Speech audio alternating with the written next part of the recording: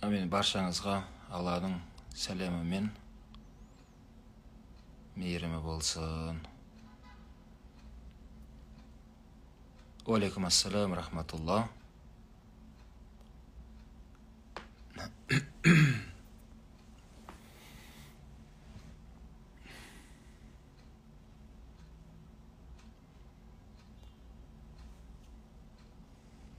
Yaxşı, bismillah. Allahümme salli ve sellim ve barik aleyh. Amma ba'd. Assalamu alaikum rahmatullahi ve barakatuh. Құрметті Инста желіндегі бауырлар, құрметті шәкірттер, бүгінгі сұхбатымызға Алла Тағала берекет берсін, пайдалы сұхбат болуын нәсіп етсін. Алған білімізді өмірімізде қолданып, ақыретте Алланың алдында дәрежеміз өсетін, мол сауапқа кенелетін бір қайырлы сұхбат болуын Алла нәсіп етсін, иншалла.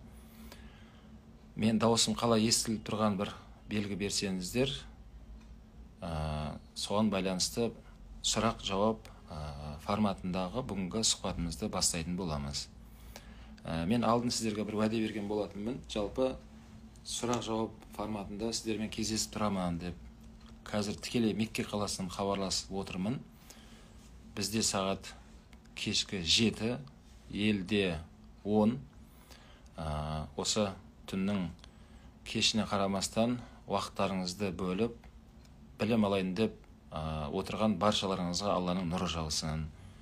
Білімдеріңізге білім қоссын, Құдай қаласа. Жақсы, рахмет белгі бергендеріңізге. Жақсы естіліп тұр екен.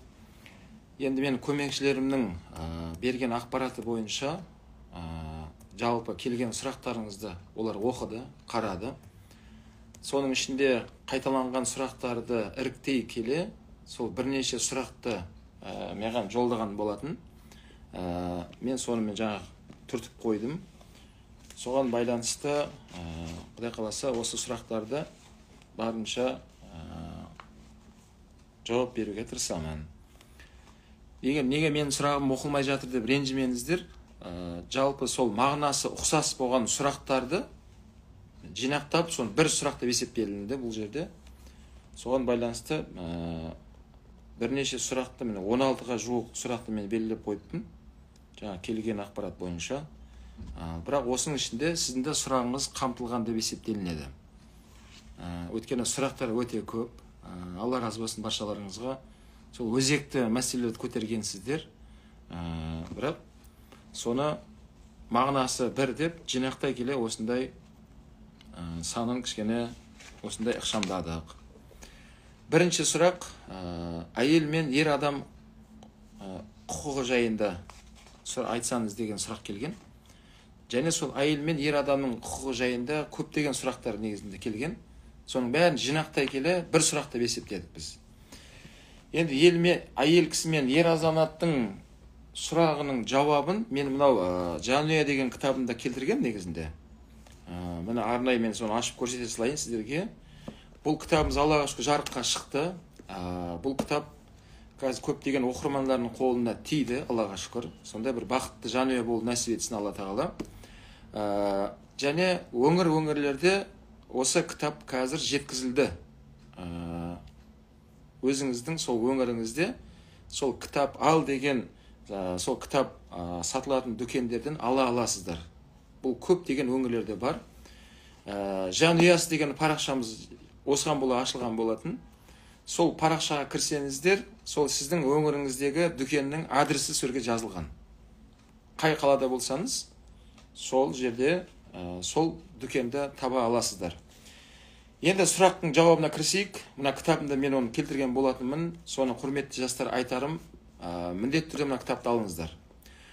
Бұл кітап сізге Құдай қаласа болашағыңызға сондай отбасылық мәселесінде көптеген бағыт беріп отырады. Бұл кітап жай жазылған кітап емес. Бұл көптеген кітаптың жиынтығы.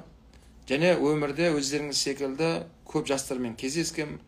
Соларға берілген жауаптарды осы кітапқа мен келтірген болатынмын. Барынша сол кітаптар Құдай қаласа қолдарыңызға тиіп оқуларыңызды кеңес беремін. Енді мынау 72-ші бетінде мынау кітаптың, мен оны Бауыржан атамыздың сөзімен келтірген болатынмын. Бұлай бір бұрышында осылай көкпен берілген, көрсетіп қойын, 72-ші бетінде. Бұл жерде не деді Бауыржан атамыз? Біздің жерімізде еркек діңгек дейді. Бір өсімдікке теңеген ол кісі. Еркек адамы ол діңгек дейді. Әйел кісі ол гүл. Әйел адам гүл. Діңгек жапырақсыз, гүлсіз, қазақша айтқанда қубас деген сөз. Демек, діңгек гүлсіз, жапырақсыз, ешнәрсе емес деген сөз. Демек, ер азамат жалғыз өз қоғамда мүмкін емес өмір сүру. Сол секілді әйел кісі де еркексіз қоғамда өмір сүру мүмкін емес. Құрандағы аятты меңзеп тұр бұл кісі бұл жерде. Өйткені Алла Тағала Құран кәрімде жұп-жұбымен жаратқандығын айтқан. Және сөзін жалғап атарымен қарай, әйел құнарлы топырақ, онда адамзат дәні өсіп жетіледі. Міне, демек, әйел кісінің өте қастерлі, ардақты екендігін, міне, осы бір сөздің ішінде келтіріп тұр. Ол құнарлы жерге теңеп жатыр. Қазақ айтады, жер ана деп жатамыз. Сол жерден өседі өсімдіктер. Соны адамзатқа, бүткіл әлемге пайдасын береді. Сол секілді әйел кісі бұл құнарлы жер, адамзат дәні сол жерден өсіп жетіледі. Біз сол дәннің жемісіміз дейді. Демек, ер азаматтар сол әйел кісіден өсіп өніп шыққан жалпы балалары, бұл сол жеміс, адам баласы жалпы. Әйелсіз адамзат жемісі ешқашанда болмайды дейді. Бауыржан Момышұлы атамыздың сөзі. Демек, ер мен әйел кісінің осы жерде бір ауыз сөзімен ол кісі келтіріп кетті. Енді жауапкершілік жаңағы міндеттері, құқықтары туралы сұрақ қойылған болатын, жалпы ер кісі мен әйел кісінің. Ол жайында Бақара сүресінің 228-ші аятында осы кітапты келтіргем. Ол жайында Алла Тағала айтады, әйелдердің күйеулерінің алдында міндеттері болғанындай, ер азаматтардың да әйелдерінің алдында заңды міндеттері бар. Деп Бақара сүресінің 228-ші аятында осындай келтіреді. Міне осы кітапта мен оны ер кісінің міндеті, әйел кісінің міндеті деп мен жазғам. Бұл көп оқырмандарым мен осы жерде отырған. Мына кітап алдыңыздар, және алмаған кісілерге соны айтыңыздар. Демек, бірінші сұрақтың жауабы осы кітаптың ішінде қамтылған, оны Құдай қаласа көретін боласыздар. Екінші сұрағымыз, умра қажылығы бизнеске айналды деген осындай желіде сөздер бар дейді. Сол туралы бір нақты айтсаңыз дейді. Демек, умра қажылық жалпы бір кісілердің айтуы бойынша ол бизнес, соны бизнеске айналдырғандыр мына арабтар деп сондай сөздер жазып жатыр дейді. Құрметті жастар, құрметті бауырлар, біз бір нәрсені түсінуіміз қажет. Негізінде біріншіден айтарым, адамдар егер еліміздегі туыстарымыз, жерлестеріміз, жалпы алаш ұрпағы, қазақтар, қажылыққа барып атқанға қуанайық. Адамдардың сауап істеп атқан амалына қуану да ол өте үлкен қасиет. Соны адам мойындау керек. Ондай қасиет болмаса, Алладан жалбарынып оны сұрау керек. Адамдардың сондай жақсы амал істеп атқандарына қуанудың өзі бұл момын мұсылманның үлкен бір сипаты болып есептелінеді. Оны қолыңыздан келсе тілеулес болыңыз, ниеттес болыңыз. Алла бізге де нәсіп етсін. Сол қажыларымыз аман есен келсін, мына жақтағы айтылып атқан дұға тілектері қабыл болсын деп ниеттес болыңыздар. Құдай қаласа жастарға айтарым. Құдай қаласа сізге де Алла Тағала осы жаққа шақыратын болады. Құдай қаласа сол күнде сізге алыс емес, сізге де сол бір ауыз сөзіңізге, ниетіңізге Алла қабыл етсе, сіз де келесіз. Сол кезде келген кезде көресіз. Бұл жер бизнес па, жоқ бизнес емес па, қандай жағдай екендігін, оны бұл жаққа келмеген адам, Кағбаны көрмеген адам, Пайғамбар алейхиссаламның Мәдина қаласындағы тыныштық аураны сезінбеген адамға біз оны айтып жеткізу мүмкін емес. Ол мынандай, сондай деп айта алмаймын. Айтарым бірақ сөз. Сол келіңіз, көзіңізбен көріңіз, одан кейін айтыңыз. Мен барып келдім ол жақта, ол бизнес екен ғой деп айтсаңыз. Және Мынау бизнес деп айтатын едік, егерде, бизнес деген не жалпы? Жалпы бизнес деген бұл сауда ғой. Бір затты адам алады, үстіне қосады, оны сатып жатады. Сондайды сауда бизнес деп айтылады. Бірақ бұлар ішінесе алып атқан жоқ қой жалпы әлемнен. Бұлар, міне қазір қонақ үйде отырмын мен, Мекке қаласында. Соның ақысын төлейміз. Қонақ үйің бар, ұшақтың билеті бар, және ары бері жүретін автобус транспорттарды қойып қойған бұлар. Соның баршасы сол жалпы жаңағы төленген құнына кіреді де, соны төлеп біздер келіп, құлшылықтарымыз жасап елге қайтамыз. Бизнес деген не ол? Бизнес деген бірінші бір затты адамдар сатып алады, үстіне қосып сатады оны. Бұлар мына жақта бизнес деп айтайын десек, олар зам-зам деген су мысалға, өте қасиетті су, одай сатып атқан жоқ бұлар. Әр қажыға 5 литрдан тегін жаңа багажыңызға салмағана кірмейді, ол бөлек сіздің багажыңызға қосып елге салып жіберіп жатыр самолетке. Әр қажыға 5 литр тегін. Кеше қазір айтып жатыр, мынау қаланың ішінде жалпы автобусға міндік дейді, бір қаланы аралайық деп. Сол автобуста түсіп атқан кезде қанша сендердің билеттерің десек, жоқ түсе беріңдер деп, тегін автобуста жүр, біз таң қалдық деп жатыр да. Оны қалай бизнес деп айтамыз біз? Екіншіден. Үшіншіден, бұл кім қалай деп айтса да, қажылық қылатын Каба осы қалада. Міне Мекке қаласында бұл адам затты әлемді жақсылыққа, мейірімділікке, тура жолға шақырушы Алланың Кабасы өшеді. Бұл жайында Құран кәрімде Алла Тағала ашық айтқан, ең алғашқы осы жер әлемінде адамдар тура жолға шақырушы, ол құлшылық қылған орын, ол Меккедегі Каба дейді. Міне осы Кабатуллаға біздің ата-бабаларымыз, Құнанбай қажылар уақытысында айлап, жылдап, осындай қазіргі күнде ұшақ болмаса да, көлік болмаса да, олар келіп, құлшылықтарын жасап, ақыреттеріне сауаптарын жинап, олар өмірден өтіп кетті. Сол үшін айтарымыз, олай айтуға болмайды, бұл бизнес деп айта алмаймыз. Қазақ оны айтып қойған, малым жанымның садақасы. Умра жайында Расул хадисі бар. Расул айтады, умраға келіңіздер деп жатыр. Міне, келіңіздер умраға. Умра бұл күнәларыңыздың кешіруіне кепілі болады, яғни кафарат болады дейді. Умраға келіңіздер. Екінші хадис. Умраға келу арқылы сіздер өмірдегі таршылықтан, кедейшілік, жоқшылықтан құтыласыздар дейді. Сол үшін айтарымыз, осыға келіп, руханият дамып, Құдай қаласа, бай болыңыздар. Алла Тағала қайырлы байлық нәсіп етсін. Хадисте осылай келді. Ал үлкен қажылық жайында хадисте келді, Расул үлкен қажылықтың сыйы ол жәннат деп айтты. Мәңгі тұрақтанатын ертең жәннатымыз үшін біз дүние табамыз, сол дүниемізді сол үшін саламыз. Өйткені дүниенің табу бар, және оны дүниені жұмсау бар. Адам дүниені бәрі басып, жамбасына салып, алып кете алмайды ешкім ешқайда. Адам дүниені табамыз, адал жолмен табу керек, кейін оның жұмсалатын жағында осындай реттеп қоюымыз керек.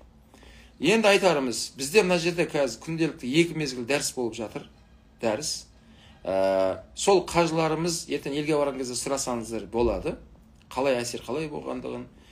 Біраз кісілер осы жерде намазын бастап жатыр. Аллаға шүкір. Енді адамгершілікке, руханиятқа, сондай жақсы ізгілікке басталып жатқан жерде біз бизнес деп айтуға болмайды. Және айтам, бұл Құрандағы аятқа қарсы шығу мәселесі өте ықтият болыңыздар. Бұл Расуллардың айтқан хадисіне қарсы келетін әңгімелер бұның баршасы. Сондай алаңдаушылық жасап жатқан адамдарға Алла хидаят берсін айтарым. Бірақ жастарға айтарым, ондай сөзге ерімеңіздер. Қазір бүгін мынау бізде мынау Арафат, Муздалифа жазығында бүгін зиярат болды, экскурсия дейміз ғой. Сол үлкен қажылықта жасалынатын орындарды бүгін біз сол группамен барып, күні бойы сояқта зиярат болып, дәріс болды бізде. Сол үлкен қария кісілер мойындап жатыр. Әттең біздің баяғы өміріміз біздің жас кезімізде бұндай жерге адам сондай үлкен жасқа жеткенде, пенсияға шыққан кезде, пайғамбар жасқа жеткен кезде баратын орын ғой деп айтушы еді. қарасақ бұл жас кезде келетін орын екен ғой деп үлкен кісілер сондай сөз ақ ұрып жатыр. Сол үшін жастарға айтарымыз, Құдай қаласа сол жас кезде, денің сау кезде, аяқ қолың істеп осындай бір мүмкіншілік бар кезде келген жақсы бұндай жерге. Және мен әрдайым айтам дәрісімде, мынау әлемде сондай демалыс орындары бар. Әрине ол демалу керек барып. Демалыс орындары бар. Мысырда мысалы Шарман Шейх деген бір қаланың өзіне мамандардың берген жаңа несі бойынша ақпараты 45 мың турист барып демалады екен. Бір қаланың өзіне. Мен басқа қаланы айтып жатқан жоқпын. Ол жақта жаңағыдай Хургада деген жер бар, көп қала бар, демалыс орындары Мысырдың өзінде. Мен мына Түркияны айтып жатқан жоқпын. Қанша қалаға барады. Мен Таиландты айтып жатқан жоқпын. Сол Мысырдың бір қаласының өзіне Шарман Шейхқа 45 мың Қазақстаннан барып, демалушылар барып демалады дейді. Әрине демалсын, ол жақсы нәрсе. Оған ешқандай сөз жоқ. Бірақ айтарым, осындай руханият орнына жылына 10 мың қажы келмейді. Енді сол қажылыққа келген адамдарды қарап отырмыз, олар қоғамға руханият алып келеді. Қаншасы тәубасын түсініп келеді. Сол үшін мен әрдайым дәрісте айтам, жалпы бір жылда бір ай демалыс бар, кәдімгідей отпуска дейміз ғой. Соның айтам әрдайым жастарға, алғашқы 10 күнінде бір жылда бір мәрте міндетті түрде умраға келіңіздер деймін. Неге? Ол жанның демалысы. Сөйтіп, екінші 10 күнінде ауылға барыңыздар деймін. Ағайын туысты аралаңыздар. Соңғы 10 күнде енді демал деймін. Санаторияға барасың ба, жаңағыдай Шарман Шейхқа барасың ба, өзіңіз қараңыз деймін. Сонда бір ай сіздің демалысыңыз не болды?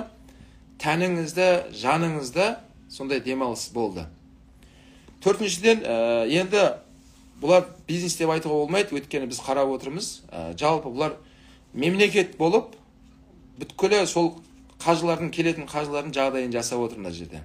Қаншама қызметкерлер мен қарап отырмын. Оңай емес. Бүткіл әлем келіп жатыр мына жерге қазір. Ағылып. Адам өте көп. Олардың бәрін жағдай жасау үшін, демек, кәдімгідей мемлекет болып оған кірісіп қолға алып отыр.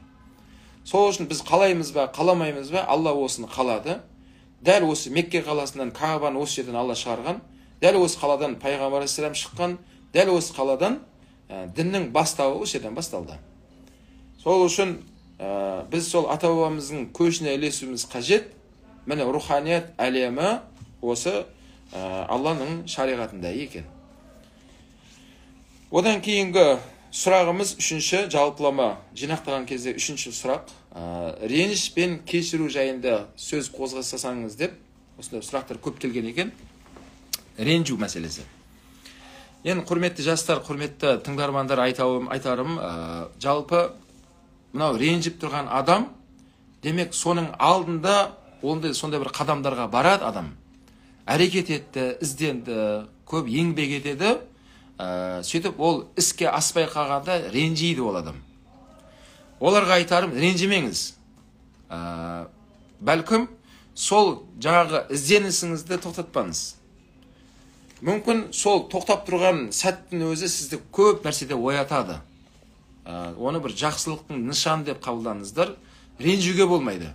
Ой, бір әрекет қылғаным, ешкім қолдамады, аяғымнан шалды, деп ренжіп қолыңызды сілтеуге болмайды. Мынау имам Науауи деген ғалым, жалпы.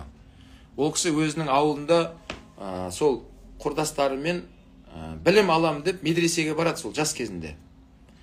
Сөйтіп сол жаққа барып, ұстаздың алдында отырып, дәріс алып, енді ол дәрісті келесі күні оны тапсыру керек, оны жаттап, қағидаларын бәрін. Жанындағы құрбы құрдастары имам Науауидің бәрі жаттап тапсырып жатыр. Бірақ имам Науауи тапсыра алмайды. Сөйтіп, мына сұрақ секілді ренжиді ол өзіне өзі. Менен білім шықпайды, мен тыныш ауылға қайтайын, әке-шешем жанында қызметінде болайын, деп өзіне ренжіп, сөйтіп қайтып кетеді. Ұстаздардан сұранып, сөмкесін көтеріп қайтып кетеді. Енді ол заманда қазір күнде мынандай ұшақ, пойыз, мынандай темір тұлпарлар жоқ. Жаңағыдай жаяу келе жатып, жолда кішкене шаршап, отырып демалады. Сөйтіп қарап отырсам, аяғымның астында бір құмырсқаға көзім түсіп кетті дейді. Құмырсқа аузында дәні бар. Сөйтіп ол құмырсқа деген жануарда ақыл жоқ. айналып өту дегенді ол білмейді. Алдында бір көлденең жатқан бір ағаштан өте алмай жатыр. Өрмелеп шығып барады да құлайды дейді. Қайттан шығады да құлайды. Кейін жаңағы имам Науави айтады, соны мен санап отырдым дейді. 44 мәрте құлады дейді. 45-ші мәрте ол шықты, аман есен өтіп ары қарай кетті дейді. Сол құмырсқа мені оятты дейді, ол кісі айтады. Мен мына құмырсқа екеш құмырсқа деп бола алмадым ғой, мен неге ренжіп отырмын? Менен білім шықпайды, маған білім қонбайды, ұят болды деп, қайтадан орнынан тұрып, сол медресеге қайттан бардым дейді. Сөйтіп ұстаздардан кешірім сұрап, сөйтіп білімге кірістім дейді. Сөйтіп жаңағыдай білім қонбай атқан кезде құмырсқан есіме аламын да, сол алған дәрісінде қайталау беруден шаршамадым дейді. Сол құмырсқаның алған ғибратының арқасында сол медресені үздік тамамдадым дейді, ол кісі айтады. Міне қазіргі таңда сол ғұламалардың мынау тізімінде имам Науави деген ғалымның есімі үлкен әріппен жазылып тұр. Ол кісінің мынау 40 хадис деген жинағы бар. Одан көптеген ұстаздар дәріс берді. Әлі дәрістер беріп жатыр сол 40 хадистен. Сол имам Науавида демек, бүгінгі сұрақтың жауабын ол кісі айтып кетті. Демек, адам ренжімеу керек екен дейді. Керісінше адам сол тоқтап тұрған сәттен ғибрат алса, оны көптеген шыңға жетелейді дейді. Демек, ешкімге ренжуге болмайды, бауырлар. Бұл өмірде ешкімге міндетті емес. Әрқайсымыз өзіміздің өміріміз бар, өзіміздің таңдаған жолымыз бар, өзіміздің таңдаған саламыз бар. Сол жолда көп іздену керек, көп әрекет жасау керек. Болмай жатса, ренжімеңіз, болады Құдай қаласа. Үміт үзбеңіз, бірақ сол жолда көп іздену арқылы сіз көп деген соның сырларын, қырларын біле бастайсыз. Ренжу мен кешіру жайында айтсаңыз депті, енді кешіру мәселесі, кешіру. Міне кешірімді ай келе жатыр, құрметті жастар, Рамазан айы, Құран түскен ай. Сол Рамазанның қадірлі болу, ол айда Құран түскен. Сол қадірлі Рамазан айының ішінде қадірлі түн бар. Оны қадір түн деп айтамыз. Бүткіл түндердің ішіндегі ең хайырлы түн, ол 1000 айдан да артық деп айтты Алла Тағала Құран кәрімде. Ол қазіргі біздің күнмен санағанда 83 жылдық өмір бір түннің өзінде. Не үшін ол түн қадірлі десек, ол түнде Құран түскен, қадір түнінде. Сол Айша анамыз Пайғамбар алейхиссаламнан сұрады осылай: "Я Расулалла, мен сол қадір түнінде соған сәйкес келсем уақытыммен, сол күні қандай дұғалар айтайын деген кезде, Пайғамбар алейхиссалам осы кешірім жайында дұға айтты. Инналлах каримун юхиббул афва фаъфу анни." Алла ол жомарт, ол кешірімді, кешіргенді жақсы көреді. Алла мені кешірші деп осы дұғаны қайталай бер деп айтқан Пайғамбар алейхиссалам. Сол себепті демек Алла өз кешірімді, Алла кешіргенді жақсы көреді. Бізді сол Алланың иманды, сүйікті пендесі болғандықтан біз оған иман келтірдік. Ақырет ол мәңгі. Ертең Алланың құзырына барамыз. Алланың дидарын көруіміз нәсіп етсін жәннатта. Демек, Алла кешірімді ма? Бізді кешірімді жолды ұстануымыз қажет. Пайғамбар алейхиссаламға осы Мекке тұрғындары оның тарихты білесіздер. Туып өскен қаласынан Мәдинаға көшіп кетуге мәжбүр болды. 7 жыл уақыт өткеннен кейін Меккеге келіп 10.000 әскермен келгенде олар жаңағыдай амалсыздан берілді. Сол кезде Пайғамбар алейхиссалам бұларды бәрін кешіргендігін айтқан. Қорықпаңыздар, қалам десеңіздер қалыңыздар, кетем десеңіздер кетіңіздер, бірақ сіздерге ешкім ондай зұлымдық жасамайды деп айтқан. Міне, демек Алла кешірімді, сүйікті Пайғамбар алейхиссалам кешірімді. Енді бізге де осында кешірім деген үлкен қасиет, құрметті жастар, бойымызда табылуы қажет. Оның ішінде мына ерлі зайыптарға да айтарым, ер азаматтар кішкене ұстамды болыңыздар, сабырлы болайық, кешірімді болайық. Бір нәрсенің соңына жетпей тұрып, бірден шешім қабылдап, ашуға берілуге болмайды. Сабыр етіп, кешірімді болсаңыз, кейін түсінесіз, соны кешіргеніңізге өзіңізді қуанатын боласыз. Әйел кісілерге де айтарымыз, қыз балаларға да, сіздер де кешірімді болыңыздар. Қателеспейтін адам жоқ бұл өмірде. бәріміз ет пен сүйектен жаралғанбыз. Оны пайғамбар алейхиссалам айтты, әр адам баласы ол қателеседі. Бірақ қателескендердің ішіндегі ең жақсыларыңыз сол қателеріңді мойындап, Аллаға тәубе еткендерің деп хадисте жеткізді. Сол себепті демек, құрметті жастар, кешірімді болу ол ең дұрыс вариант. Кешіре алмасаңыз не болады? Кешіре алмасаңыз онда шайтанның әскеріне айналасыз. Шайтан соны миыңызда оны дамытады. Кешіре алмаса адам, ол құрт секілді, ғалымдар айтқан, миыңда жыбырлайды деген.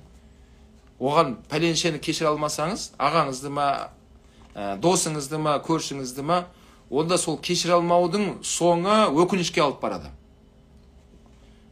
Шайтан оймен тыныш отырмайды, сол кешіре алмаған деген есіктен кіріп алады да, екеуін жауластырады, дауластырады. Сөйтіп бір-біріне жек көру, көре алмаушылық, аяқтан шалу, Құдай сақтасын, бұл жаман күнә бірінен кейін бірі кете береді деген. Сосын адам соңында өкінеді, сондайға барып қалғанына. Сол үшін ең тыныш вариант, ең басында кешіре салу. Кешіре салу. Сол кешіргенде Алла кешіреді деді. Бұл хадисте Расул айтып жатыр. Одан кейінгі төртінші сұрақ, жалпылама келген көп сұрақтардың ішіндегі төртінші деңгейдегі сұрақ, жанұя кітабыңыз жайында айтсаңыз деп жазыпты маған. Мен жаңа басында айттым оны. Мына жанұя кітабымыз шықты. Бұл қазір Аллаға шүкір өңірлерде сол кітап ал деген оқулық сатылатын дүкендерде бұл қол жетімді халыққа барды, жетіп жатыр. Және жанұясы деп қазір Инстаграм парақшамыз ашылған. Ол жерде менің көмекшілерім отыр, жауап беріп. Ол жерде әр қаланың сол адрестері, мекен жайы жазылған. Сол кітапты қалай аласыздар? Сол жерден толық ақпарат ала аласыздар. Енді кітапта да мен жалпы нерде көмекшілерім беріп кеткен, QR кодпен де берген артында, және телефонда қалдырып кетіпті. Мен айта кетейін, 8-700-838-3801. Осы нөмерге хабарлассаңыздар, сол біздің жаңағыдай көмекшілерім сіздерге толық ақпаратты беретін болады. Одан кейінгі 5-ші сұрақ реті бойынша жалпы жинақталғанның 5-ші деңгейі екі кісіге қызығу жайында осындай хадистер бар. Соны қалай түсінеміз, соны айтсаңыз деп сұрақ келіпті. Ондай хадис бар. Расул алейхиссалам айтады, мынандай екі адамға қызығып та қызғана қарасаңдар рұқсат дейді. Болады. Ол кім? Біріншісі білімді адам. Сол білімін күнді күн демей, түнді түн демей, адамдарға соны үйретіп жүр. Білімін бөліседі, қызғанбайды, білгенін айтады, білмеген тағы ізденеді. Соны адамдар көріп, пайғамбар алейхиссалам айтады, соған қызығып, соған сол жолында өздеріңізді еліктесеңіздер болады дейді. Ол бірінші адам. Және осы және хадис бар, Расул алейхиссалам айтады, ең хайырларыңыз, яғни ең жақсыларыңыз үйреніп, өзгелерге үйреткендерің дейді. Екінші адам, Алланың берген байлығы бар бай адамдар. Қолы ұзын дейді ғой қазақ. Құрметті жастар, бай болыңыздар, баршамыз бай болайық. Алла Тағала баршамызға хайырлы байлық берсін. Сол байлығымызды Алла жолында елімізге, халқымызға, дініміздің өсіп өркендеуіне, отанымыздың өсіп өркендеуіне жұмсауымызды Алла нәсіп етсін. Екінші бай адамға қызығуға болады. Бірақ ол қандай бай адам? Ол тақуа бай адам. Тақуа деген кім? Алла жолында сол адал ақша табады, және тапқан сол ақшасын Алла жолында ізгі жолға жұмсап отырады. Елмен бөлісіп отырады, қайырымдылық жасайды, ағайын туысқа көмектеседі. Ол бір тиынды арамға жұмсамайды ол адам. Өйткені ол Аллаға иман келтірді, қияметке иман келтіріп тұр. Ертең әрбір тиыннан сұралатын ол жақсы біліп тұр. Сондай тақуа байларға қызығуға әбден болады дейді пайғамбар алейхиссалам. Міне сондай байлардың қатарында болуымыз насіп етсін. Құрметті жастар, көп еңбек етейік, көп білім алайық. Әрекет етсеңіз, Алла сізге береді. Оған ешқандай күмәніңіз болмасын. Бай болуда, кедей болуда өз қолымызда. Қазір оған қатысты айтамын. Осыдан кейінгі тағдыр жайында айтқан екен. Мен қазір оған тоқталамын, Құдай қаласа. Демек, екі осы адамға қызығуға болады әбден, хадисте келген. Біреуі білімді адамдарға қызығу керек. Адамдар білім, кітап, білім, сондай көп ізденіп жатқан адамдарға қызығып, солардың жолына түсу керек, оларға еліктеу керек. Екінші қызығатын адам кәсіппен айналысады, бизнестері бар, көп ақша табады, көп дүниені Алла жолында сарыпталады, мектеп соғады, мешіт соғады, жол соғады, адамдарды қажылыққа жібереді, ағайын туысына көмектеседі. Міне сондай байларға қызығу керек дейді. Міне. Соға қызыққан адам тек қызығып отырмайды, сол қызығу арқылы сіздің ішіңізде энергия күшейеді, жастардың ішіңізде. Еліктегеннен кейін сол көп ойлай бастаймыз, ойлау арқылы сіздің қадамыңыз басталады, сөйтіп әрекет басталады, әрекеттен кейін Алла оған берекет береді. Осылай кейін бірнеше жылдан кейін қарасаңыз, сіз бұл жол салаға қалай келдіңіз деп кейде сол кәсіпкерлерден сұрасаңыз, олар айтады сізге: "Иә, мен де жас болдым сен секілді. Уақытында сондай бір ағаларымызға қызығып қараушы едік. Соны армандаушы едік. Сол жолда көп ойлаушы едік" дейді. Сөздерді осылай бастайды. Сол жолды сізге де нәсіп етсін. Ал бұдан басқа адамдар бар, оларға қызығуға болмайды. Ол кімдер? Олар жаңағыдай дүние қоңыздық. Дүние қоңыз деген бірыңғай дүниеге кіріскен адам, құлшылығын ойламайды, ақыретін ойламайды, тек қана дүние табуды ойлайды. Ол арам жол ма, біреудің ақысын жеп жатыр ма, оған қызық емес, ақша тапса болды. Ондай адамға қызығуға болмайды, Құдай сақтасын. Ондай адамнан жеркену керек. Өтке жеркенішті адамдар ондайлар. Біреуді таптап өтіп, біреудің жаңағыдай несіне, құқығына кіріп кетіп, сондай адамдарға қызығуға болмайды. Демек, осы екі адамнан басқа адамдарға қызығуға болмайды. Біріншісі сол білімді адамдар, бүткіл білімді адамдарға қызығу керек. Екінші, сол дүниесі бар, қайырлы, тақуа, Алладан қорқатын байларға қызығу керек. Осы жайында хадис келген. Одан кейінгі алтыншы сұрақ, жалпылама келгеннің алтыншы реті бойынша тағдырға иман келтірдік, сол тағдыр жайында айтсаңыз дейді. Енді құрметті жастар, айтарымыз, бұл тағдыр екіге бөлінеді. Тағдыр екіге бөлінеді. Бірінші тағдыр бар, өзгермейтін тағдыр бар. Екінші бөлім бар, өзгеретін тағдыр болып екіге бөлінеді. Бірінші өзгермейтінін айтайын. Өзгерте алмайтын тағдыр, ол ең бірінші біздің ата-анамыз. Адам өзінің ата-анасын таңдай алмайды. Менің әкем мынандай кісі болсын, анам мынандай кісі болсын деп, бала ата-анасын таңдай алмайды. Бұл өзгермейтін тағдыр. Оны Алла таңдады. Міне ата-аналарымыз аман болсын, дендері сау болсын. Өмірден өтіп кеткен ата-аналар болса, Алла олардың күнәсін кешірсін, рахматын алсын. Екінші өзгермейтін тағдырын ішінде екінші деңгей, бұл біздің өмірге ұл бала болып, немесе қыз бала болып келуіміз, бұл өзгермейтін тағдыр. Міне, ұл бала болып келдіңіз ба, болды. Сізді Алла солай ұл қылып жаратты. Оны сіз таңдаған жоқсыз. Қыз бала ма, оны да Алла жаратты, бақытты болыңыздар. Оны сіз таңдаған жоқсыз, оны Алла таңдады. Үшінші өзгермейтін тағдыр, бұл заман. Яғни уақыт. Біздің өмірге келген өзіміздің жылдарымыз бар, мысалы, әрқайсымыздың туылған күніміз дейміз ғой. Сол бір жылда сіз сондай бір күнде өмірге келдіңіз. Сол жылды, дәл сол күнді сіз таңдай алмайсыз, оны Алла таңдады. Ол өзгермейтін тағдыр. Міне осындай өзгермейтін тағдырлар бар. Енді өзгеретін тағдырлар қалған мәселелер. Өзгеретін тағдыр не ол? Жаңа 5-ші сұрақта жаңағы қызығатын адамдар бар еді ғой. Екі адамды айтты хадис бойынша. Білімді адам және тақуа бай кісі. Осы екеуі де сіздің қолыңызда өзгеретін тағдыр. Білімді адамға қызығыңыз, әрекет етіңіз, сіздің тағдырыңызды өзіңіз жасайсыз. Сіз де білімді боласыз, Құдай қаласа. Расулаллах айтқан ол жайында, мынандай 4 адамның бірі болыңдар, әрекет етіңдер, 5-шісі болмаңдар, құрдымға кетесіңдер деген. Біріншісі күн алиман, білімді болыңыздар дейді. Білімді бола алмасаңыздар, екінші адам болыңыздар. Ау мутаалиман, немесе шәкірт болыңдар дейді. Тұрақты шәкірт болыңыз. Шәкірт болуға да жарамай жүрсең, ау мустамиған, үшінші адам. Тыңдаушы болыңдар дейді. Айтып атқан кісі тыңдаңдар дейді. Тыңдай алмасаң да 4-ші адам болыңыздар, ау мухиббан. Жақсы көруші болыңыздар дейді. Кімдер жақсы көр? Ұстазды, шәкіртін тыңдап жүрген адамдарды. сол үшеуін жақсы көріп жүрген адамда ол жақсы адам болып есептелінеді. Бесінші адам болмаңдар, құрдымға кетесіңдер дейді. Ол кім десе, не ұстаз емес, не шәкірт емес, не тыңдамайды, не жақсы көрмейді. Құдай сақтасын. Енді ғалымдар айтады, бұл төртеуін деңгейі жоғарыдан төмен түскенімен, бірақ адам төменнен жоғары қарап көтеріле алады. Төртінші кім еді? Бұл жақсы көруші адам. Білімді адамдарды жақсы көре берсеңіз, Алла Тағала сіздің деңгейіңізді көтеріп, бүгін тыңдайтын адамға айналасыз. Кәдімгі тыңдап жүресіз.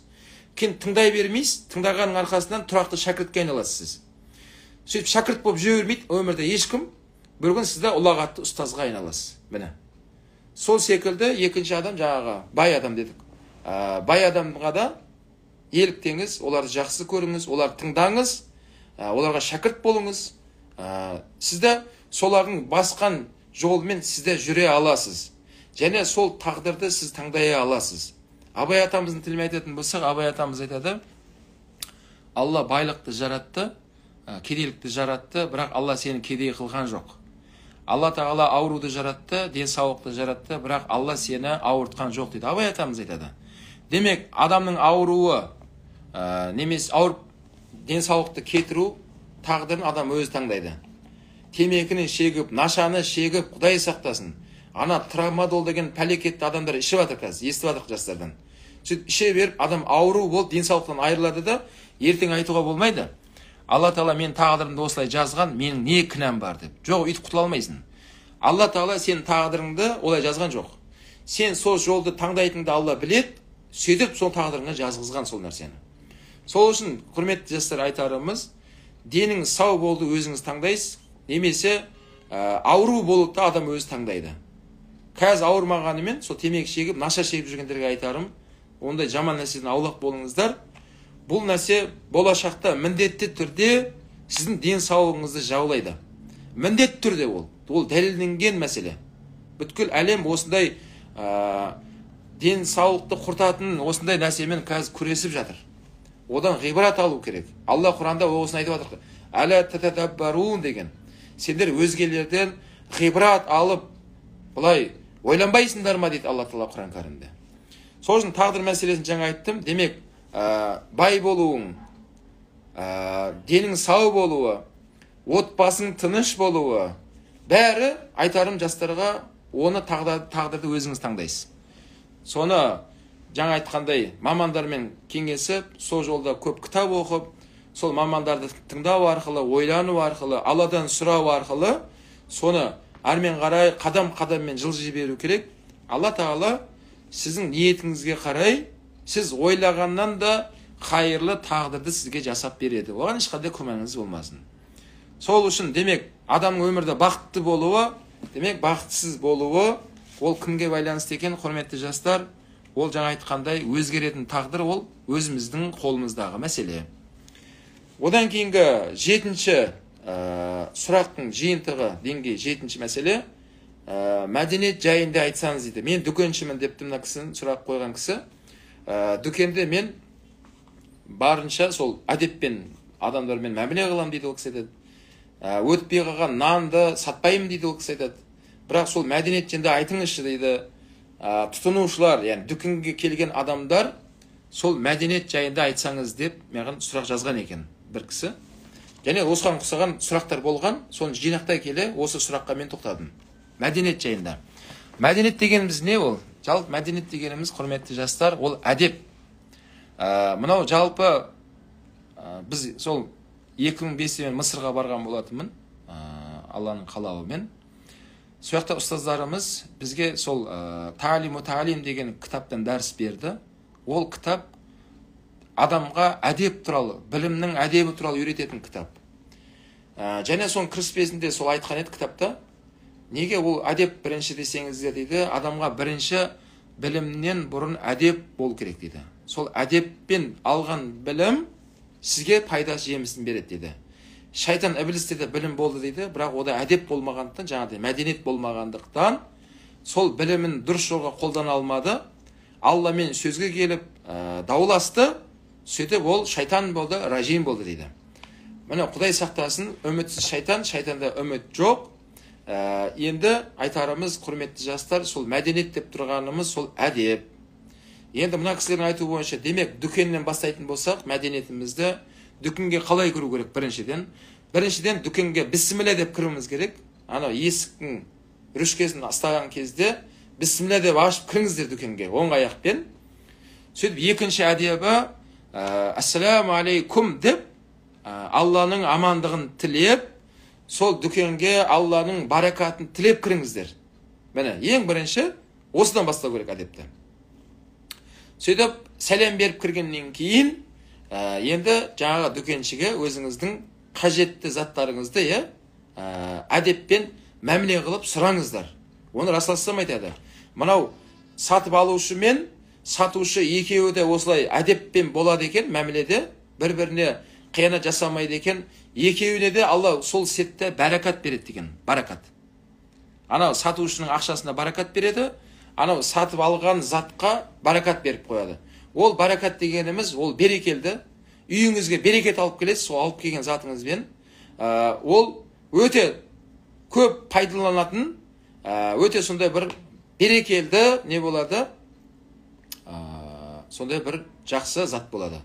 Мысалға айтатын болсақ, бала кезімізде, біз есімізде, ауылда көп кісілерде көлік болмайтын.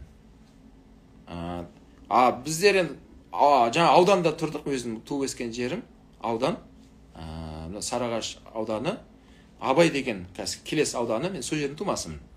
Сол біздің Абайымызда, Келес ауданында көліктер болатын, бірақ оның ар жағындағы өзіміздің ауылдарымызда, жаңа ата-апаларымыздың ауылында барған кезде, бала кезінде санаулы ғана көлік болатын.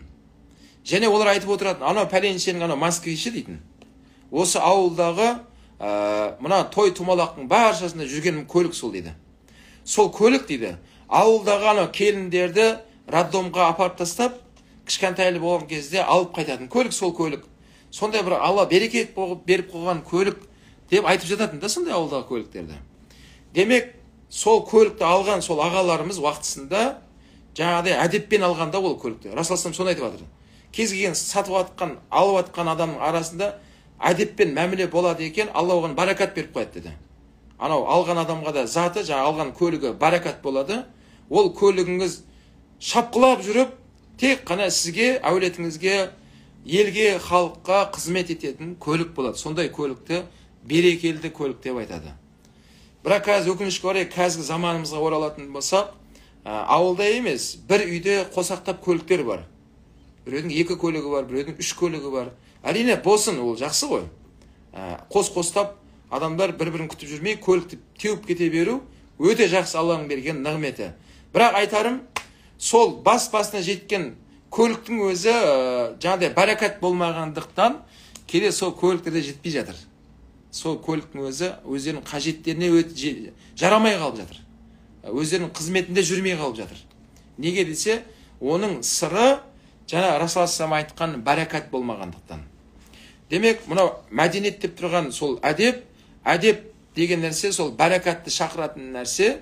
Демек, сауда-саттықта сатып атсаңыз да, алып атсаңыз да, әдептен аттамай, біреудің ақысını жемей, солай әдеппен затыңызды алып, әдеппен шығып кетсеңіз, онда Алла баракат береді. Мынандай сөзді қою керек, құрметті жастар.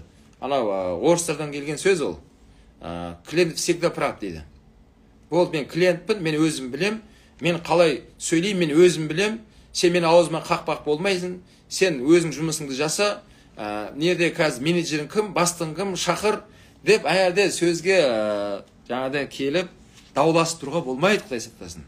Өйткені ол сауданың өзі сондай бір құлшылықтың бір түрі болып есептелінеді. Сол үшін сол мәдениеттен аттамауға шақырамыз. Одан кейінгі 8-ші реті бойынша 8-ші сұраққа келдік. Неге адамдар қарызға көп кіре береді? Бірінен кейін біріне қарызға адам кіреді деп, осындай қарыз туралы көп сұрақтар келген екен. Соның жиынтығында осы сұраққа мен тоқталдым. Мына сұрақтың иесі соны айтып жатыр. Адам бір қарыз алғаннан кейін неге тағы екінші қарызға кіреді дейді. Одан кейін тағы үшінші қарызға. Бітпейтін қарыздан қарызға адам неге кіріп кете береді? Соның сыры неде? Соны айтыңызшы деп осылай жазыпты. Құрметті жастар, айтарым, бұл қарыз деген нәрсе негізінде бұл уақытша ғана адамды бір сондай бір қиын жағдайға түсіп қалған кезде шығатын бір жол ол. Оны Құдай сақтасын, оны кәсіпке айналдыруға болмайды. Ол жақсы екен, анадан қарыз сұрадым, мынадан қарыз сұрадым, сөйтіп берем ғой деп жүре берсем болады екен деп, ондайды кәсіпке айналдыруға болмайды. Мүлдем ол харам болады, Алла сақтасын. Мынау Расул хадисінде айтады, бұл қарызы сөйтіп бермей жүріп, сөйтіп адамдарға, тіленші болып кеткен адамдарға Алла Тағала басында оған бір қиыншылықтың есігін ашып қойған еді дейді.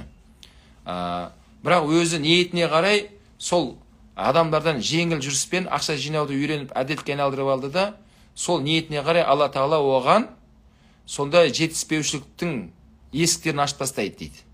Құдай сақтасын деден. Енді ол адамның өмірі қиын болады. Бір есігін жаба алмай жатса, екінші есік ашық тұрады, оны жабайын десе, үшінші есік ашылып отырар жақта. Оның бәрі не үшін? Жаңа айтқандай тағдырды адам өзі таңдайды сол нәрсені. Сол үшін жалпы адамдарды жаңадай ашуландырып дейміз ғой, қақсатып, қарызын қайтармай жүру ол жақсы нәрсе емес. Адам құсап алдыңыз ба, қарызыңызды құтылуға асығыңыздар. Бір қарыздан бастаңыздар, сол қарызды төлеп тастауға жұмыс жасаңыз. Расул хадисінде айтады, 3 адамға Алла көмектеседі дегеннің соның ішіндегі біреуі, осы қарызынан құтылайын ше Алла маған көмектесші деп әрекет қылған адамға дейді, сөзсіз Алла көмектеседі деген хадисте. Мен айтарым, демек қарызды қарызға бата беруге болмайды, Алла сақтасын.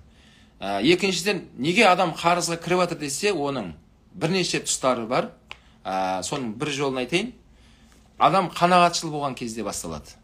Адам қанағат етпей жатыр. Өзінің табысына, өміріне, бүгінгі жетістігіне, сөйтетті жаңағы алдында айттық қой жаңа сұрақта. Екі адамға қызығуға болады дегеннің басқа адам бар о жерде. Алдында сондай бір дүниені оңды, солды тауып жұмсап жүрген адамдарды көріп қалады да, мен де солай неге жүрмеске деп, соған қызығатта сөйтіп, бүгінгі табысына қанағат етпей қалады адам. Сөйтетті оның ойлаған болмай қалады. Ол өте үлкен жаңағыдай шамасы келмейтін мәселені алып алды мойнына. Сөйтіп, жұмыс басталып кетті. Енді не істеу керек? Енді қаржы табу керек. Ол қаржыны қайдан алады? Қаржыны енді қарызға алады. Анадан қарыз алады, мынадан қарыз алады. Бірақ қараса оның есебі дұрыс емес те ол кісінің. Сол үшін онда үлкен қадамға адам келеді. Бірақ уақытымен келу керек те ондай қадамға. Жай қадаммен адам үлкен шыңдарға шығуға болады. Бірақ бірдесінен үлкен шыңға ешкім шыққан емес, шыға алмайды да. Ол қалай шықты, солай құлайды ол адам. Өйткені оның бойында тәжірибе болмаған кезде ол қарызы қалай қайтаруды да білмейді, ол бизнесін қалай жүргізуді да білмейді. Сөйтіп төмен қарап құлайды ондай адамдар, Алла сақтасын. Сол үшін айтарымыз, демек қарыздың көбейіп кетуінің бір жолын айттым, ол қанағатшылдық өмірді ұстану жолы. Сол жаңа айтқандай тағдырды ондай таңдауға болмайды. Құрметті жастар, айтарым, бүгінгі өмірімізбен сонымен сүрейік, соған разы болайық, оны ізден, көп оқы, мамандармен кездес. Өткені негізінде бизнесті үлкейтетін ақша емес негізінде. Жалпы мамандармен кеңесіп, сол жолды зерттесеңіздер түсінесіздер. Жалпы бизнес тек қана ақшаның көбеюімен ғана бизнес көбеймейді. Оның өзінің тетіктері бар. Ақша барлық нәрсені шеше бермейді. Өзінің оның жаңағыдай орны бар. Сол меңгерген кезде ғана, сол аз ақшаңызбен де, аз сол оборотпен де үлкен деңгейге жеткен қаншама кәсіпкерлер бар. Қаншама бизнесмен ағаларымыз бар. Әңгімесін тыңдасаңыздар, кеңес берем тыңдауға. Және Алланың сөзі Құрандағы әрбір саланың мамандары бар. Маманмен кеңесіңдер дейді Алла. Міне сонда адам жаңа айтқандай қарызға кірмейсіздер. Құрметті жастар, бәлкім сол аз ақшаңмен де үлкен белестерді бағындыруға әбден болады. Одан кейінгі сұрағымыздың реті Рамазанға дайындық жайында айтсаңыз дейді. Рамазан жайлы көп сұрап жатыр. Құрметті жастар, Рамазан жақындап келетір, Алла қаласа мен соны ойлап жүрмін. Рамазанға дайындық жайында сондай дәріс бастайын деген ниет қылып жүрмін. Құдай қаласа, дұғап тұрыңыздар. Әрине Рамазанға дайындалуымыз керек. Міне, қасиетті айдың өткенде Ережеп айы бітті, қазір Шағбан айына кірдік. Рамазан айы келеді. Осы 3 ай жайында хадис келген. Расул көп дұға қылатын. Алла Ережеп айы мен Шағбан айына Алла баракат бер. Рамазанға бізді жеткізе көр деп Расул көп дұға қылатын еді. міне осы шағбан айында қазір Рамазанды барынша сезінуіміз керек. Дайындық қалай болады? Дайындық айтарымыз екі жолмен болады. Жаныңызбен, тәніңізбен дайындаласыз. Жаныңызбен қалай дайындаласыз? Жаныңызды бірінші ниет қылыңыздар. Құдай қаласа, Алла, өткен жылы денсаулығыма байланысты, бір себепке байланысты ораза ұстай алмаған едім. Алла, биыл нәсіп етші маған деп бүгіннен бастап ниет етіңіздер, айтарым. Құдай қаласа, биыл сізге Алла нәсіп етсе, ораза ұстайсыз, Құдай қаласа. Жоқ, маған дәрігерлер айтқан, былтыр солай деп айтқан, алдыңғы жылы сөйтіп айтқан, ораза ұстауға болмайды деп айтқан деп, сіз бүгіннен бастап дайындалмасаңыз, онда ниетіңізге қарай ораза ұстай алмауыңыз мүмкін. Ал оразаны жай өткізе салатын ай емес ол. Ол Рамазан айында өте үлкен сауап беріледі. Өте үлкен күнәлар кешіріледі. Жәннат есіктері ашық тұрады Рамазан айында, тозақтың есіктері жабық тұрады деді пайғамбар алейхиссалам. Қасиетті Құран түскен ай, бас аяғы 30 күн ғана, бірақ бүткіл өміріңізді, ақыретіңізді сондай сауапқа кенелтетін өте қасиетті ай. Оны жай өткізуге болмайды. Сол үшін бірінші жаныңызбен дайындалыңыз, ниеттен басталады. Ниет. Екіншісі, сол ұстайтын оразаңызды қазірден бастап ниет етіп дайындалыңыз. Алла үшін ұстайын деңіз. Диета үшін емес, азу үшін емес. Маған дәрігерлер айтты, оразада ұстасаң болады. Салмағың көбейіп кетті, салмақ тастаудың әдемі жолы деп айтқан, деп ораза олай ұстамаңыздар. Ол ораза болып есептелінбейді. Оразаның рахатын онсыз да өзіміз көреміз. Аллаға ешқандай біздің пайдамыз тимейді. Ал бірақ ниет солай болу керек, Алла үшін болу керек. Үшінші оразаға дайындықтың жанға қатысты үшінші деңгейі, сіздің ұстап атқан оразаңыз шариғат талаптарына сай келу керек. Ол не деген сөз?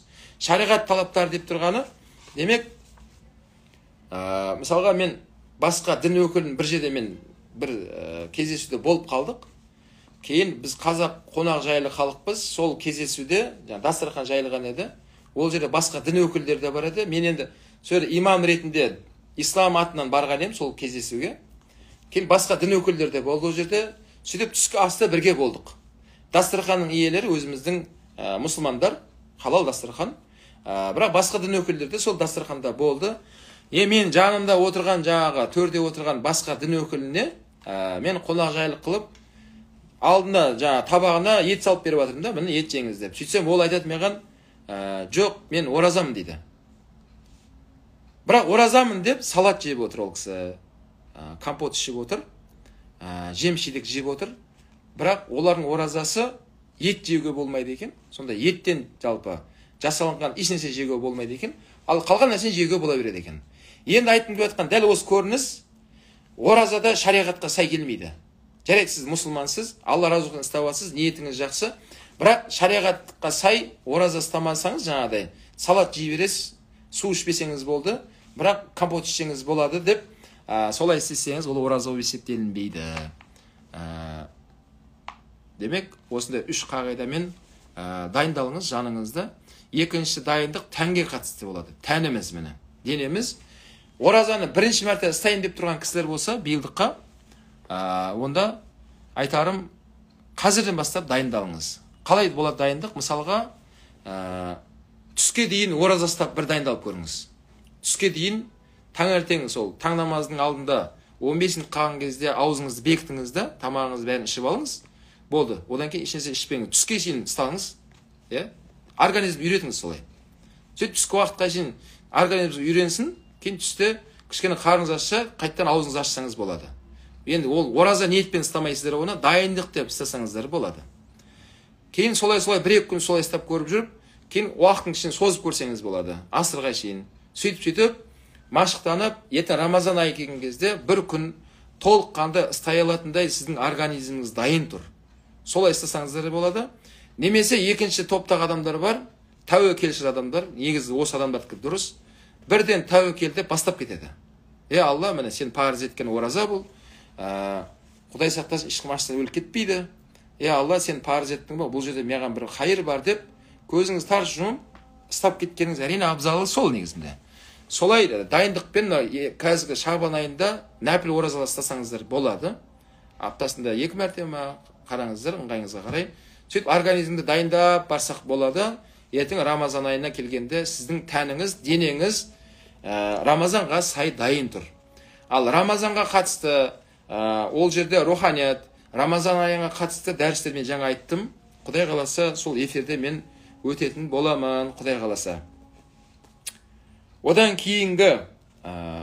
кейінгі сұрағымыздың реті, келген сұрақтардың жиынтығының кейінгісі, үлкен және кіші күнәлардан сақтану жолын айтсаңыз депті.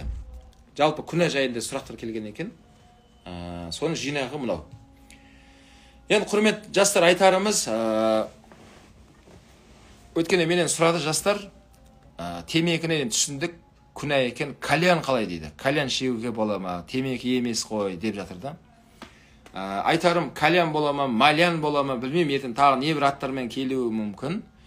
Біліңіздер, кез келген денеңізге, ағзаңызға зиян беретін әрбір зиянды нәрсе ол күнә болып есептелінеді. Оның атаулығы әртүрлі аталуы мүмкін. Бірақ одан шығатын нәтиже адамның денсаулығын бұзады. Бұл зиянды нәрсе деп солай баға берілген болса, біліңіз, ол күнә болып есептелінеді. Болды. Сіз оны кішкентай күнә, мынау үлкен күнә деп айтпаңыз. Ол сіздің жай сөзіңіз. Шариғат күнә деп есептеді ма? Болды. Ол күнә өлді. Екінші күнә болып есептелінеді. Біліңіздер, мына қоғамда кез келген жаратылысқа адамзат бола ма, ол өсімдік бола ма, ол жануарлар бола ма, кез келген нәрсеге зиян жеткізу ол күнә. Кез келгені. Ол ит қой ол. Анау мысық қой ол. Анау есек қой, есекті ұруға болады деп, ол адам емес қой деп өзің ондай үкім шығармаңыздар. Және айтам, бүткіл жаратылысты Алла жаратты, сол жаратылысы мақұлық деп айтылады, жаратушыны Алланы халиқ деп айтылады. Демек, бүткіл жаратылыстың иесі ол Алла, мүлік Алланыкі, кез келген жаратылысқа дұрыстап онымен мәміле қылу керек, әдеппен болу керек, сол кезде адам сауап алады. Расул хадисінде айтады, бір мысықты бір әйел кісі бөлмеге қамап қойды дейді. Тіпті есігінде ашпаған дейді. Мысық соның ішіне аштан өліп қалды дейді. Сол әйел кісі тозаққа кетеді деді. Бір жолаушы адам сол өте қатты шөлдеп, сахарада келе жатып, бір құдыққа кезікті дейді. Құдыққа қараса, су өте төменде екен. Сол қиыншылықпен төменге түсіп, жаңа суды алып ішіп, сыртқа шықса, бір ит тілі салақтап, шөлдеп күтіп тұр екен дейді. Мынау да итті Алланың жаратқан жаратылысы ғой. Бұл да шөлдеген екен ғой деп, қайттан қиыншылықпен төмен түсіп, аяқ киіммен суды алып шығып, суды итке ішкізді дейді. Сол амалына Алла разы болып дейді, Пайғамбар айтады хадисінде, ол адам жәннатқа лайық болды дейді. Сонда қарасақ, біздің жаңа мысық қой, мынау ит қой деп жүрген жаратылыстыңға да зиян беру ол күнә екен.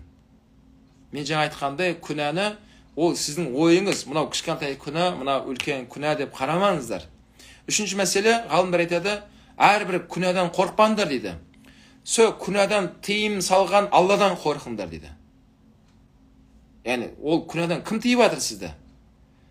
Әкеңіз тыйса, әрине әкеңізден ұялғандықтан тыйыласыз күнәдан. Әдепсіз жасамай жүресіз. Бірақ сіздің күнәңіздің оның ар жағында Алла тұр ғой. Жаратушы иеміз, ертең Алланың алдында есеп береміз баршамыз барған кезде. Сол үшін мынау екі иығымызда екі періште отыр, бүткіл сауапты жазып отыр, бүткіл күнәні жазып отыр. Амал дәптеріміз сөмкеміз секілді ашық тұр. Сіз қазір бір қалаға ұшып баратын болсаңыз, чемоданыңызбен үйіңізде бүткіл затты алып кете алмайсыз. Тек қана өзіңізге қажетті, таза, пайдалы заттарыңызды ғана алып кетесіз. Дәл сол секілді амал дәптер деп біліңіз, сөмкеңіз ашық тұр. Оған күнәні жинамаңыздар. Ешқандай пайдасы жоқ, салмақ өте ауыр, күнәнің өте сасық болады деген. Үлкен сапар алдымызда күтіп тұр баршамызды. Баршамыз үлкен сапардан осы өмірге келдік. Қазір уақытша өмірде жүрміз. Алдымызда өте үлкен сапар баршамызды күтіп тұр. Ол сапарда ешкім қашып құтыла алмайды. Сол тірі кезіңізде сөмкеңізге қандай сауап жинадыңыз, соны ғана өзіңіз рахатын көресіз. Кім қандай күнә жинады, Алла сақтасын, оның азабын көреді. Сол үшін айтарымыз, демек күнәні үлкен, кіші деп ондай бөліп қарастырмаңыздар. Оны білудің жолын жаңа айттым. Кез келген зиян беру өзіңе, қоғамға ол күнә. кез келген пайдалы нәрсе өзіңе, қоғамға, жануарларға, өсімдікке ол сауап. Кез келген мәселеде. Міне осылай ажыратып отырсаңыздар әбден болады. Одан кейінгі сұрағымыздың реті, мен жақындап қалдым, Құдай қаласа. Сіздерге Алла разы болсын, 1 сағат көлемінде табылмай қарап отырсыздар. Мінез құлық жайында айтсаңыз депті. Мінез құлық. Адамның ақылағы дейміз. Адамның характері дейміз ғой. Мінез. Құрметті жастар, бұл мінез деген ол жақсы нәрсе. Мынау Әлихан Бөкейханов атамыздың сөзімен айтатын болсақ, ол кісі не дейді? Ұлтқа қызмет ету ол білімнен емес, мінезден дейді. Мінезді болыңдар дейді ол кісі айтады. Енді бізде кейде мінез деген сондай ұғым кейде адамдар деңгейіне қарай әртүрлі түсініп жатыр. Мінез деген ол біреуге барып жаңағыдай дауыс көтеру емес. Мінез деген ол барып алып жаңағыдай біреумен төбелесу емес. Мінез деген бұл әртүрлі кезеңде тұрады. Бірінші айтарым, мектеп оқушыда жүрген балаларға мінез керек, мектебін жақсы оқу керек. Сондай мінез керек оларға. Мен тек қана жақсы оқуым керекпін, берген тапсырманы мен білім алуым керекпін. Одан кейінгі жоғары оқуға түскен студенттерге де мінез керек. Қандай мінез керек оларға? Оларға да сондай мінез керек. Сол мамандықтың қас шебері болуым керекпін мен. Болашақта ертең халық мені осы саланың маманы деп біледі. Мен сол мамандығым бойынша мен қазір жақсылап осыны үйренуім керекпін деп кітапханаға барып, кітаптарды қарап, сол саланы зерттеп, студенттік кез ол керемет кезең. Сол студенттерге айтарым, сондай мінез керек сіздерге. Ол анау оқымайтын кісілерге еліктемеңіздер.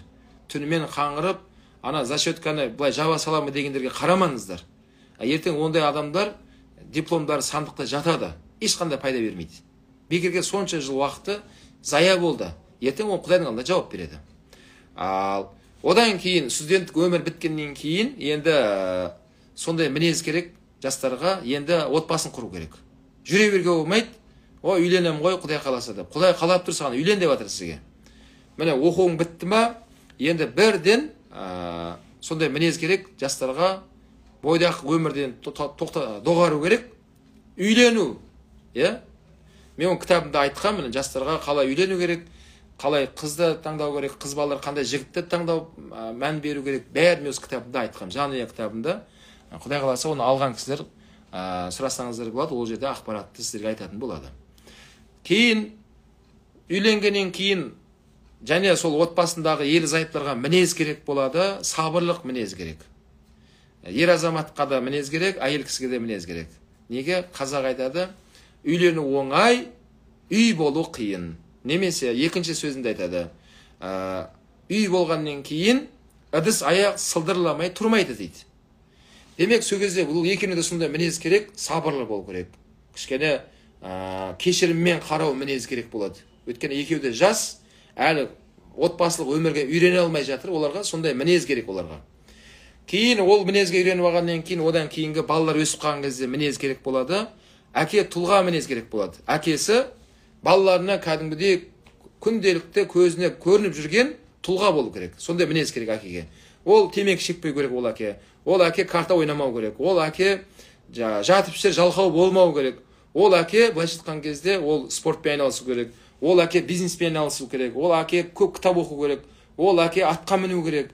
Ол әке сондай болу керек. Соны көрген бала сол әкесіне еліктейді. Сол әкеге сондай мінез керек, дәл сол жасында. Балаға көрсету үшін. Анасына да сондай мінез керек, сол жаста. Қызы өсіп бой жетіп келе жатыр. Қызы да сондай, анасы мінез керек болады. Күйеуіне бойын сынады.